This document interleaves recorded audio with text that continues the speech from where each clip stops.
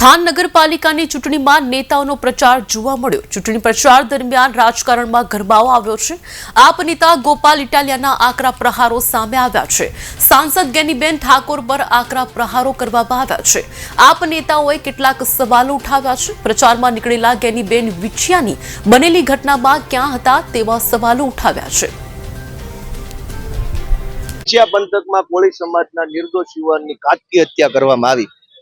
આ ચૂંટણી ટાણે ઠેઠ બનાસકાંઠાથી ગેનીબેન આવે છે। વેલકમ, સ્વાગત છે, આપણી બેન છે, પણ ખરખરાના કામે આવે એ વધારે સારું ગણાય કે લગ્નમાં આવે સારું કહેવાય? આપણી સમાજમાં વ્યવહાર એ છે કે લગ્નમાં આવે ન આવે, પણ ખરખરામાં આવે ને એ માણાની નાચ ગણાય। ખરખરાની જરૂર વિછિયામાં હતી। કોળી ઠાકોર સમાજના યુવાનની હત્યા થઈ। આજ લગ્નનું ટાણું છે। ચૂંટણી એટલે લગ્ન, ખુશીનો તહેવાર, તો લગ્નમાં આવે છે વેલકમ, પણ ખરખરામાં કેમ ન આવ્યા? અને જે ખરખરામાં ન આવે એ લગ્નમાં આવે કે ન આવે શું ફરક પડે? કેટલી સીટો તમને થાનગઢમાં કયા વિકાસના મુદ્દે? થાનગઢની જનતા એમણે સ્પષ્ટ નક્કી કર્યું છે કે વર્ષો સુધી ભાજપની તાનાશાહી સહન કરી છે। વર્ષો સુધી ભાજપના ગુંડાઓ, ખંડણીખોરો, માફિયાઓથી ડર્યા છે। બીવડાવીને મત લીધા છે। આ વખતે નીડર, સક્ષમ અને બાહોશ નેતૃત્વ આમ આદમી પાર્ટીનું મળ્યું છે। તો જનતાએ પોતે જ નક્કી કર્યું છે કે નગરપાલિકામાં પૂર્ણ બહુમતીની બોડી બને એટલી સીટો ઉપર આમ આદમી પાર્ટીને જીતાડવાની છે। પણ આ 30 વર્ષની અંદર તમામ પ્રાથમિક સુવિધાઓ ઉપલબ્ધ કરાવવામાં ભાજપ સદંતર નિષ્ફળ ગયું છે।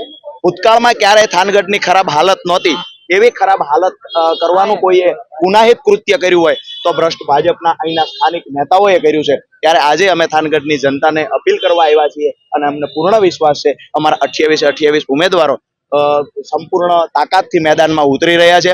અમારા ઉમેદવારોને લાખો રૂપિયાની ઓફરો કરવામાં આવી છે। ઉમેદવારોને ભાજપને સમર્થન આપતો વિડીયો બનાવવા માટે 10-10 લાખ રૂપિયાની ઓફરો થઈ છે। તેમ છતાંય અમારા ઉમેદવારો મજબૂતાઈથી મેદાન પર ઊભા છે। આજે આમ આદમી પાર્ટીના 28 ઉમેદવારો લડે છે, જ્યારે અહીંયા ગેનીબેન ઠાકોર જેવી રીતે ભાઈએ વાત કરી, ગોપાલભાઈએ, ખરેખર કોળી સમાજના, ઠાકોર સમાજના આગેવાન હોવાનો જે દેખાવ કરે છે, તો ખરેખર જ્યારે કોળી સમાજ પર અત્યાચાર થયો, 84 થી વધારે લોકોને વિછિયાની ઘટનામાં જેલમાં નિર્દોષ લોકોને પૂરી દેવામાં આવ્યા, તો એ મુદ્દે ગેનીબેન ક્યાં હતા? મહત્વની વાત એ છે કોંગ્રેસ પાસે અહીંયા થાનગઢમાં પૂરતા ઉમેદવાર પણ મળ્યા નથી।